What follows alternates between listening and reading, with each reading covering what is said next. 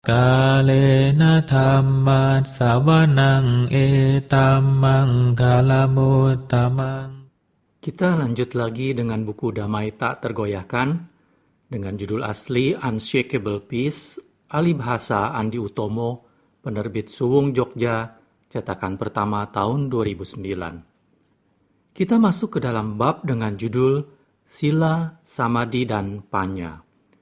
Mengulang catatan kami kembali, perbincangan Dhamma dalam buku ini disampaikan secara informal kepada seorang biku cendekiawan atau scholar monk yang berkunjung memberi hormat kepada Venerable Acanca.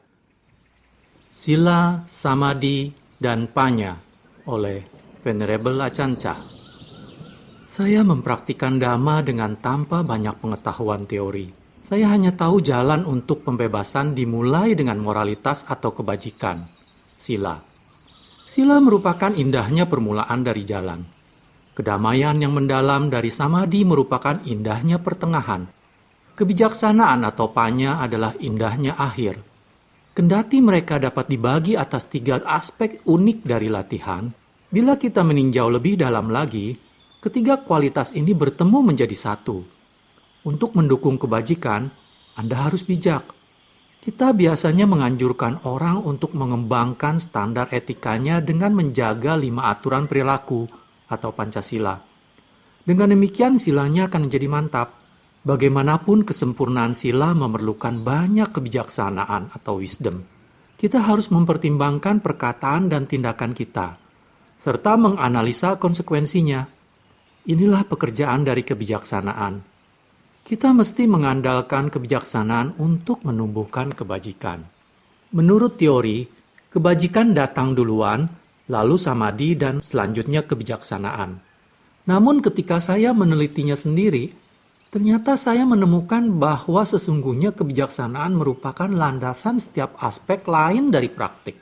Agar memahami sepenuhnya segala konsekuensi dari apa yang kita ucapkan dan lakukan, khususnya yang merugikan, kita perlu menggunakan kebijaksanaan guna menuntun, mengendalikan, dan menyelidiki bekerjanya sebab dan akibat.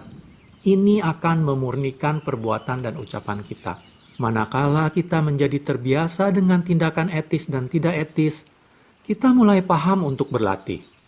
Kita pun lalu meninggalkan apa yang buruk dan menumbuhkan apa yang baik. Kita meninggalkan yang salah dan mengembangkan yang benar. Inilah kebajikan.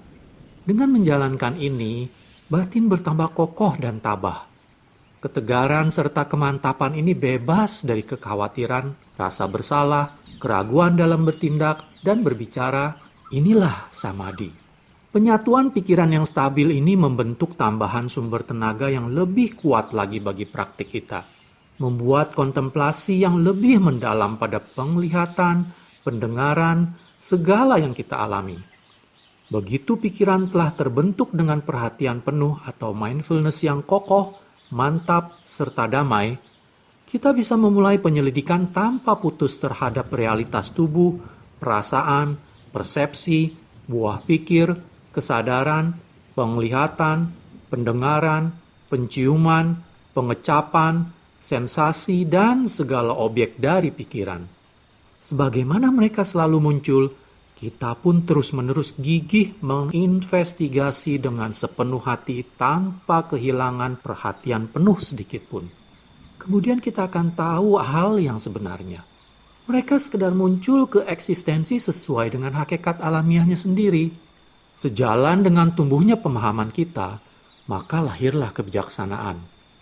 Begitu ada pemahaman jernih akan kebenaran segala sesuatu, maka persepsi-persepsi kolot kita bakal tercerabut dan pengetahuan konseptual kita pun lalu bertransformasi menjadi kebijaksanaan. Demikianlah kebajikan, samadhi, dan kebijaksanaan bergabung serta berfungsi sebagai satu kesatuan. Dengan bertambahnya kekuatan serta keteguhan dari kebijaksanaan, samadhi akan jadi kian mantap. Semakin samadhi tak tergoyahkan, sila secara menyeluruh pun kian tak tergoncangkan. Sempurnanya sila akan turut mengembangkan samadhi, meningkatnya penguatan samadhi, mendorong matangnya kebijaksanaan. Inilah 3 aspek dari latihan yang saling membaur kait-mengkait. Kesatuannya disebut jalan mulia berunsur 8, jalan Sang Buddha. Ketika sila, samadhi, dan panya mencapai puncaknya, jalan ini mampu menserabut semua ketidakmurnian dalam pikiran. Saat nafsu, keinginan, kebencian, dan kebodohan tampil, jalan inilah satu-satunya yang dapat membabatnya habis hingga ke akar-akar. Kerangka dari praktik Dhamma adalah 4 kebenaran mulia, yaitu kebenaran adanya penderitaan atau duka, sebab dari penderitaan atau samudaya, berhentinya penderitaan atau niroda, dan jalan menuju lenyapnya penderitaan atau magga. Jalan ini terdiri dari kebajikan, samadhi, dan kebijaksanaan, kerangka dalam melatih batin ini. Maksud sebenarnya bukan ditemukan dalam kata-kata tersebut, tetapi ada di kedalaman batin kita. Begitulah sila, samadhi, dan panya. Mereka berputar terus-menerus. Jalan mulia berunsur 8 akan melingkupi setiap pemandangan, suara, bau, rasa, sensasi tubuh, dan objek pikiran yang muncul.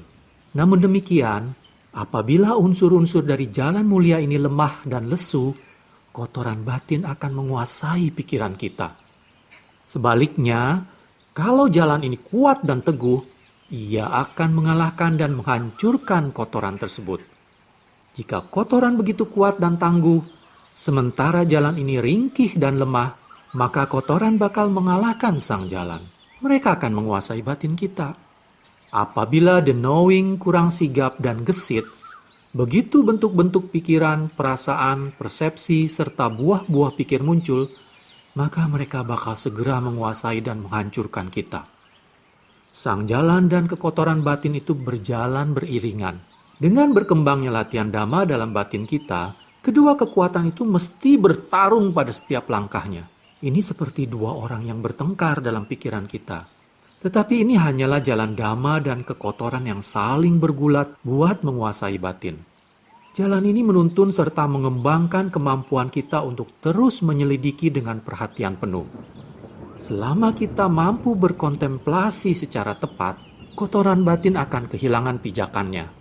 Namun bila kita goyah, seketika itu pula kotoran bersatu padu dan mendapatkan kekuatannya kembali. Sang jalan akan terkepung ketika kotoran kembali merebut posisinya. Kedua pihak ini akan terus bertempur hingga ada pemenangnya, serta seluruh urusan telah dirampungkan. Bila kita memusatkan usaha kita untuk mengembangkan jalan Dhamma, kotoran akan berangsur-angsur musnah. Begitu tumbuh secara penuh, 4 kebenaran mulia akan menetap dalam batin. Dalam bentuk apapun penderitaan itu hadir, ia selalu berkaitan dengan suatu sebab. Itulah kebenaran mulia kedua. Dan apa penyebabnya? Lemahnya kebajikan, samadhi, dan kebijaksanaan. Saat sang jalan tak mampu bertahan, kotoran menguasai pikiran. Ketika mereka menguasai, kebenaran kedua berperan dan kekotoran ini menimbulkan beragam jenis penderitaan. Saat kita menderita, segala kualitas untuk menumpas penderitaan pun hilang. Sebaliknya, jika kondisi-kondisi yang menyokong sila, samadhi, dan panya mencapai kekuatan maksimal, jalan Dhamma tidak dapat dihentikan. Melaju terus mengatasi kemelekatan dan keterikatan yang telah membuat kita begitu menderita. Penderitaan tidak dapat muncul karena sang jalan telah melenyapkan kekotoran batin. Disinilah berhentinya penderitaan. Mengapa sang jalan dapat melenyapkan penderitaan? Karena sila, samadhi, dan panya telah mencapai puncak kesempurnaan. Dan sang jalan telah membangun suatu momentum yang tidak dapat dibendung lagi. Semuanya hadir bersamaan tepat di sini. Bahkan saya mau katakan bahwa siapa saja yang berpraktek seperti ini, segala ide teoritis tentang pikiran tidak bakalan muncul. Bila pikiran telah terbebaskan dari hal-hal ini, maka ia benar-benar dapat diandalkan dan pasti. Kini apapun jalannya yang hendak ditempuh, kita tidak perlu lagi terlalu pusing mengendalikannya agar tetap lurus. Bayangkanlah daun-daun pohon mangga. Seperti apakah mereka? Dengan meneliti cukup 1 daun saja, kita akan tahu seperti apa yang lainnya walau mungkin terdapat 10.000 daun. Yang lain pada dasarnya sama saja. Begitu juga dengan batangnya. Kita hanya perlu melihat batang dari satu pohon mangga untuk mengetahui karakteristik semuanya. Hanya melihat pada satu pohon. Semua pohon mangga lainnya pada dasarnya tidaklah berbeda. Walaupun terdapat 100.000 pohon, jika satu diketahui, maka semuanya juga diketahui. Inilah yang diajarkan Sang Buddha. Kebajikan, samadhi dan kebijaksanaan memang membentuk jalan Sang Buddha. Tapi jalan ini sendiri bukanlah esensi dari Dhamma. Jalan ini bukanlah tujuan akhir, bukan sasaran utama Sang Bhagawa, tetapi sekedar jalan yang menuntun ke dalam batin. Ini seperti saat Anda berkunjung dari Bangkok ke wihara ini, Wat Nong Papong. Bukanlah jalan itu yang hendak dicapai. Apa yang diinginkan adalah mencapai wihara. Tetapi untuk mencapainya, Anda memerlukan jalan tersebut. Jalan yang Anda lalui bukanlah wihara. Ini merupakan cara untuk tiba ke sana. Hal ini sama seperti kebajikan, samadhi, dan kebijaksanaan. Kita dapat mengatakan mereka bukanlah esensi dari Dhamma, tetapi merupakan jalan untuk tiba ke sana.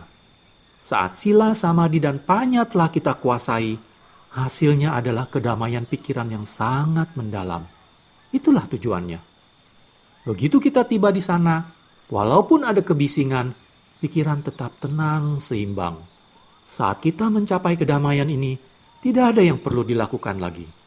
Sang Buddha mengajarkan untuk melepas. Apapun yang terjadi, tak ada yang perlu dikhawatirkan. Kemudian kita benar-benar yakin dan tahu sendiri. Kita tidak lagi sekedar mempercayai perkataan orang lain. Prinsip esensial ajaran Buddha Dharma adalah kosong dari segala fenomena. Bukan untuk mempertontonkan kesaktian, kemampuan paranormal, atau apapun yang mistik dan gaib. Sang Buddha tidak menekankan pentingnya hal itu. Bagaimanapun, kekuatan seperti itu memang ada, dan mungkin saja dikembangkan. Namun dhamma jenis ini menyilapkan, sehingga Sang Buddha tidak menganjurkannya. Orang yang dipuji Sang Buddha adalah mereka yang mampu membebaskan diri dari penderitaan. Alat dan perlengkapan yang harus dimiliki untuk menyelesaikan latihan ini adalah kemurahan hati, kebajikan, samadhi, dan kebijaksanaan. Kita harus mengambilnya dan berlatih dengannya. Bersamaan mereka membangun jalan ke dalam batin, dan kebijaksanaan adalah awalnya. Jalan tersebut tidak dapat matang bila pikiran terbalut dengan kekotoran. Tapi bila kita cukup kuat, jalan ini akan menyisihkan ketidakmurnian itu. Bagaimanapun kalau kekotorannya yang lebih kuat, maka mereka akan menghancurkan jalan. Praktek Dhamma itu ya cuma menyangkut kedua kekuatan itu yang saling bertempur tanpa hentinya hingga mencapai ujung jalan. Mereka berperang terus sampai tamat. Kalena dhammat savanang etamang kalamutamang